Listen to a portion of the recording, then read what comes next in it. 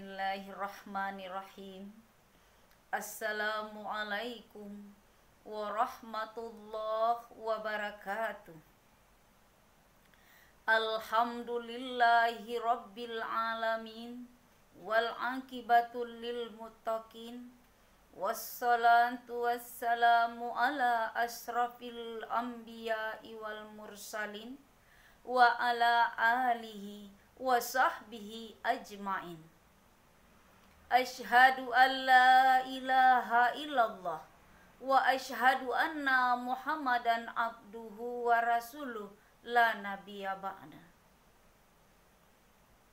Pertama dan utama sekali, marilah kita sama-sama ucapkan puji syukur kita kehadirat Allah Subhanahu wa ta'ala, yang mana Allah telah melimpahkan rahmat nikmat kepada kita semua. Nikmat Allah begitu banyaklah kepada kita. Kalau kita hitunglah, sangat banyak nikmat Allah, tidak sebanding dengan rasa syukur kita kepada Allah. Maka hari ini banyaklah kita muhasabah diri. Dan selawat beriringan salam kita kirimkan kepada junjungan alam Nabi besar Muhammad sallallahu alaihi wasallam. Nabi adalah pemimpin umat Islam. Beliau adalah membawa umat ke arah kebenaran. Nah, untuk keselamatan umatnya, beliau meninggalkan dua pusaka, yakninya Al-Quran dan Sunnah. Barang siapa yang berpegang teguh kepada Al-Quran dan Rasulullah, insya Allah tidak akan tersesat untuk selama-lamanya.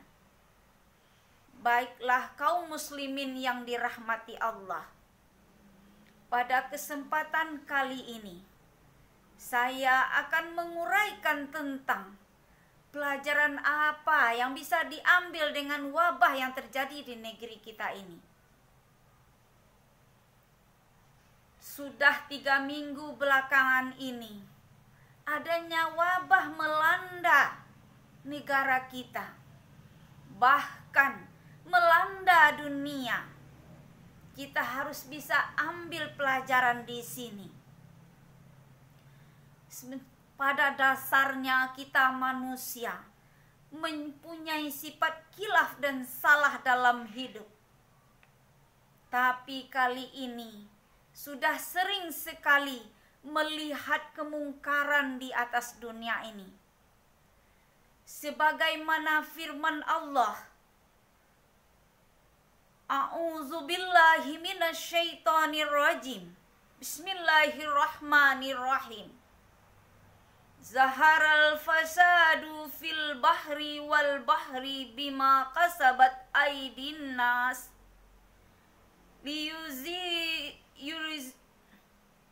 liyuzikahum ba'dallazi amilu la'allahum yarji'un. Allahul azim. Telah lampak kerusakan di darat dan di laut disebabkan oleh tangan-tangan manusia, disebabkan oleh perbuatan manusia, supaya Allah melihatkan pelajarannya, dan supaya Allah ingin menghendaki kita berubah. Sangat mirislah kita saat ini. Banyak sekali kemungkaran. Orang tidak malu mengerjakan kemungkaran. Contoh saja, kita melihat, kita mendengar pemuda-pemudi kita, remaja-remaji kita sangat jauh dari aturan agama. Padahal pemuda, generasi muda itu adalah harapan umat yang bisa menyambung estafet kehidupan. Tapi yang terjadi hari ini, pemuda kita, pemudi generasi jauh dari aturan-aturan agama. Contoh saja, tidak ada rasa malu dalam kehidupan. Mereka mudah saja membuat kemungkaran di bumi. Bukan sembunyi-sembunyi lagi, tapi dilihatkan kepada kelayakan banyak. Mereka mudah saja berjudi, minum minuman keras, dan bahkan mereka sudah mulai tidak ada rasa malu terhadap orang yang melihat. Bahkan mereka mudah saja melaksanakan yang dilarang Allah. Tidak ada rasa malu melaksanakan. Ada yang melaksanakan zina di antara pemuda. Tidak ada rasa takut kepada Allah. Dan sangat mirisnya kita hari ini, pemuda-pemudi kita, tidak ada rasa santun terhadap orang dewasa. Bahkan tidak ada rasa hormat kepada kedua orang tuanya. Sangatlah miris hati kita. Nah, ini semua sangat mengundang murkanya Allah. Sangat bertentangan dengan aturan agama kita. Karena kita melihat sejarah, Allah telah beri peringatan terhadap umat. Allah telah diberi Allah adanya longsor, adanya banjir bandang, adanya tsunami, dan bahkan adanya gempa bumi. Tapi manusia tidak ambil pelajaran dari ini semua. Maka Allah murka terhadap kita semua. Nah, karena itu Allah telah bosan dengan tingkah laku manusia yang tidak ada berubah, tidak mengambil pelajaran dari ujian-ujian yang telah Allah berikan. Maka hari ini, belakangan ini, Allah ratakan azab kepada kita semua. Tidak pilih kasih. Boleh jadi orang yang taat beribadah akan dapat juga. Orang yang ingkar kepada Allah akan dapat juga. Kita hari ini dengan wabah yang melanda negeri kita, malahan dunia merasakannya. Kita ambillah, kita menyingkapi, berhati-hati dalam wabah ini. Wabah ini berupa virus. Virus ini adalah datangnya merupakan makhluk Allah. Kita juga makhluk Allah. Kalau Allah mau, Allah bisa cabut virus ini kembali. Maka boleh jadi kita orang yang beriman, jangan takutlah kita. Tapi adanya kehati-hatian dalam hal ini. Waspada kita. Boleh jadi orang yang beriman untuk meningkatkan keimanan kita kepada Allah. Boleh jadi wabah ini azab bagi orang-orang yang kafir kepada Allah. Peringatan bagi orang-orang yang lalai terhadap perintah-perintah Allah. Dan boleh jadi ujian bagi kita orang-orang yang beriman. Sejauh mana kita menyadari dengan wabah ini, semakin muhasabah dirikah kita, semakin meningkatkankah kita ibadah kita kepada Allah. Jangan takut kita orang beriman. Ketika kita selesai melaksanakan ujian Allah, boleh jadi rahasia Allah di sini untuk mengangkat derajat orang yang beriman. Nah, kita memandang wabah ini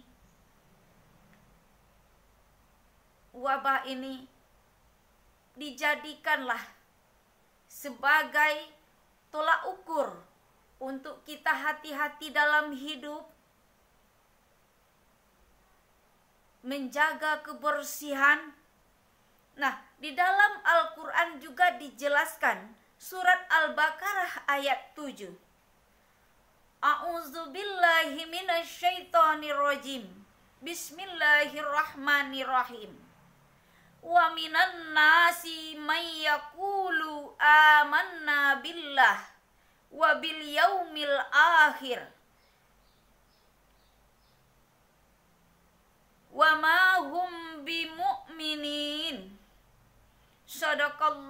Sadaqallahul azim.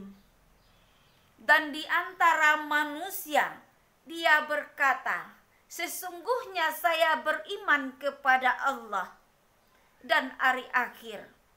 Padahal mereka itu belumlah beriman kepada Allah. Kaum muslimin yang dirahmati Allah dimanapun berada, kita dan saya mengajak, menghimbau, dan bisa menyingkapi dengan adanya wabah ini. Kita ambillah pelajaran, seyogianya lah kita ambil pelajaran dalam wabah ini. Yang pertama, hilangkanlah rasa sikap sombong, angkuh terhadap diri.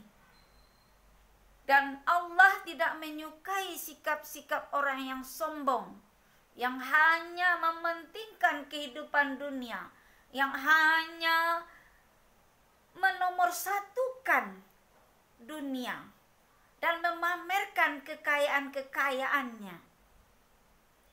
Padahal Allah tidak menyukai itu semua. Yang kedua, marilah tingkatkan kita ibadah dan ketakwaan kita kepada Allah. Dengan laksanakanlah perintah agama, jauhilah larangan Allah. Laksanakanlah ibadah-ibadah wajib, dan jangan lupa laksanakan ibadah-ibadah sunat dalam hidup kita ini. Yang ketiga, marilah kita selalu meluangkan waktu untuk beribadah kepada Allah. Luangkan waktu untuk bermunajat kepada Allah. Dan seterusnya, marilah kita syukuri apa nikmat-nikmat yang Allah beri kepada kita. Sudah tak terhitung nikmat Allah kepada kita. Maka di dalam Al-Quran juga dijelaskan oleh Allah dalam surat Ibrahim ayat 7. Bismillahirrahmanirrahim. La in syakartum la azidannakum wa la in kafartum inna azabila syadid, kata Allah.